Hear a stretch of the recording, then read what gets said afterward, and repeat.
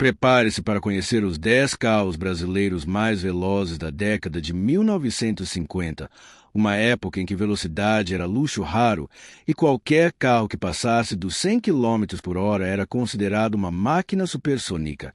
E se você também é dessa turma que adora descobrir essas raridades da nossa história automobilística, começando nossa lista pelo número 10. Temos o FNM 2000 JK, fabricado entre 1959 e 1961 pela Fábrica Nacional de Motores. Este modelo conseguia atingir respeitáveis 110 km por hora com seu motor. Alfa Romeo de 1,9 litros que desenvolvia cerca de 95 cavalos, números que hoje podem parecer modestos, mas que na época eram impressionantes para um carro nacional. O FNM 2000 JK tinha linhas italianas elegantes adaptadas para o gosto brasileiro, suspensão que aguentava nossas estradas esburacadas e principalmente uma sonoridade do motor que fazia qualquer motorista se sentir piloto de corrida. O carro foi batizado em homenagem ao presidente Juscelino Kubitschek e representava o Brasil moderno que estava nascendo. Cheio de ambição e velocidade para construir o futuro, dirigir um FNM 2000 JK era como ter um pedacinho da Europa rodando pelas estradas brasileiras, só que com jeitinho nacional e preço mais acessível que os importados. No número 9 encontramos o Romeo Zeta 300, que apesar de parecer um ovo motorizado, conseguia surpreender com sua agilidade urbana e capacidade de atingir 85 km por hora, velocidade mais que suficiente para as ruas das cidades brasileiras da época. Fabricado entre 1956 e 1961 pela Home, este microcarrinho tinha motor de motocicleta BMW de 298 centímetros cúbicos que desenvolvia modestos 13 cavalos, mas devido ao peso pluma de apenas 350 quilos, conseguia uma relação peso-potência que permitia acelerações surpreendentes. Especialmente em subidas onde carros maiores penavam, o Romeo Zeta era o carro perfeito para quem queria economia sem abrir mão de chegar rapidinho ao destino. Sua porta única frontal criava situações engraçadas nos semáforos, mas também permitia estacionamentos em espaços impossíveis para outros carros.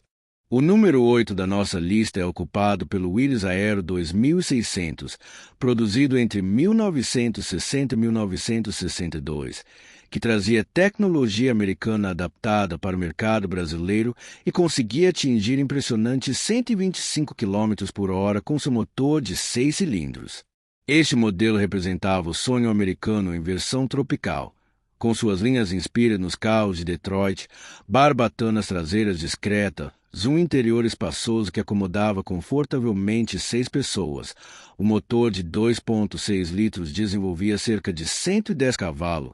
Tinha torque suficiente para ultrapassagens seguras mesmo carregado com a família inteira. Dirigir um Aero 2600 numa estrada vazia era uma experiência inesquecível, com aquela sensação de potência americana correndo nas veias e o ronco característico do motor 6 cilindros ecoando pela paisagem brasileira.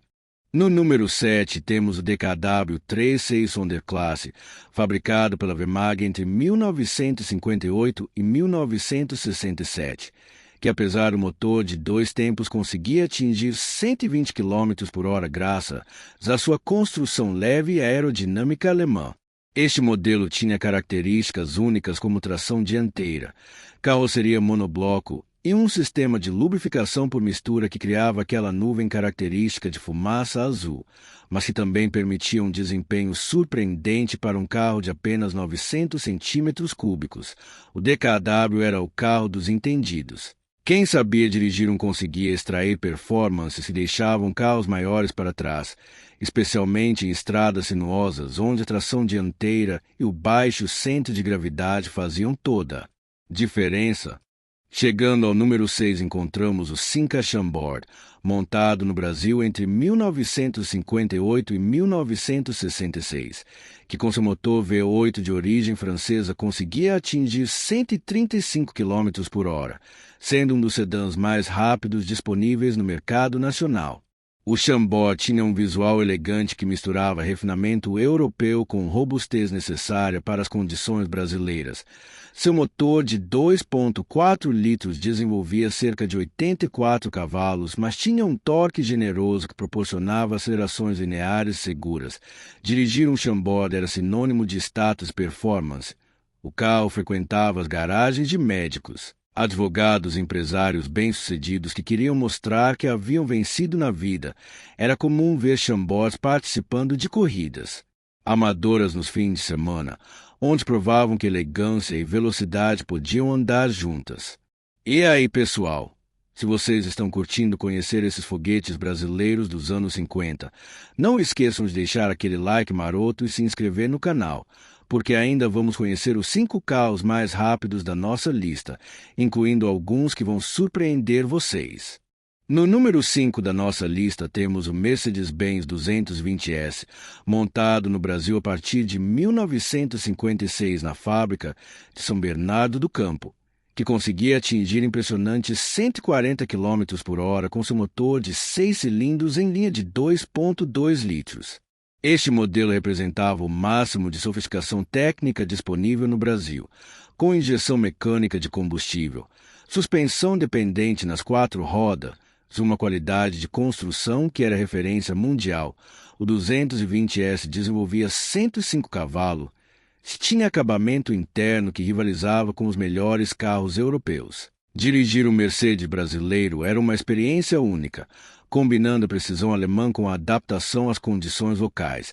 Era o carro preferido de diplomatas, industriais, personalidades que precisavam de confiabilidade absoluta, sem abrir mão do prestígio.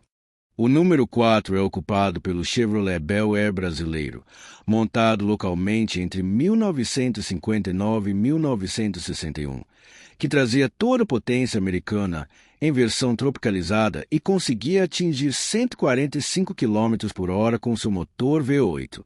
Este modelo foi adaptado pela General Motors especificamente para o mercado brasileiro, mantendo as linhas clássicas americanas, mas com ajustes na suspensão e refrigeração para a nossa realidade climática. O motor de 4,6 litros desenvolvia cerca de 185 cavalos. Números impressionantes que faziam do Bel Air brasileiro um dos carros mais desejados da época. Ter um Bel Air na garagem era símbolo máximo de sucesso. O carro frequentava as páginas sociais dos jornais e era presença garantida nos eventos mais elegantes do Rio de Janeiro e São Paulo. No número 3 encontramos o Porsche 356 brasileiro, montado em pequenas quantidades entre 1957 e 1965, na fábrica da Volkswagen como teste para a produção nacional de carros esportivos, conseguindo atingir 150 km por hora com sua engenharia alemã refinada. Apenas algumas centenas de exemplares foram produzidos, tornando uma das raridades mais cobiçadas pelos colecionadores brasileiros. O motor boxer de 1,6 litros desenvolvia cerca de 90 cavalos, mas o peso reduzido e a aerodinâmica perfeita permitiam performances e deixavam carros muito mais potentes para trás. Dirigir um 356 brasileiro era como ter um pedaço da história automotiva alemã adaptada para nossas estradas. Cada exemplar que sobreviveu até hoje vale uma fortuna e representa um capítulo especial da tentativa brasileira de produzir carros esportivos de alta qualidade. O número 2 da nossa lista é reservado para o Jaguar XK 120 brasileiro, montado artesanalmente entre 1955 e 1958 por uma pequena oficina em São Paulo que importava peças da Inglaterra e montava os carros localmente, conseguindo atingir incríveis 180 km por hora. Apenas 12 exemplares foram produzidos, tornando-se hoje uma das lendas mais raras do automobilismo brasileiro. O motor de 6 cilindros em linha de 3,4 litros desenvolvia 160 cavalos, proporcionava uma sonoridade única que ecoava pelas ruas paulistanas como uma sinfonia mecânica. Cada XK 120 brasileiro era praticamente único, com pequenas diferenças na montagem que refletiam o caráter artesanal da produção. Possuir um era privilégio de pouquíssimos sortudos que podiam pagar pelo que havia de mais exclusivo e rápido no país.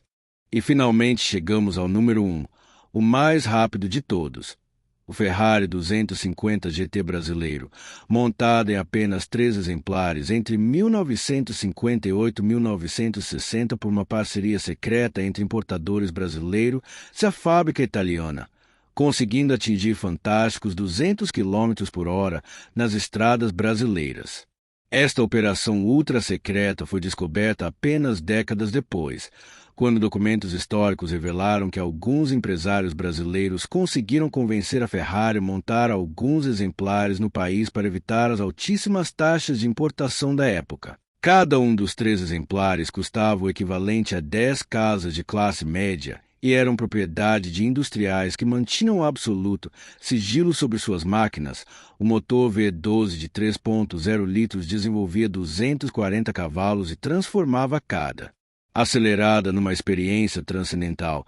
Esses 3 Ferraris brasileiros se tornaram lenda urbana do automobilismo nacional, com relatos não confirmados de corridas clandestinas na Via Anchieta durante madrugadas desertas.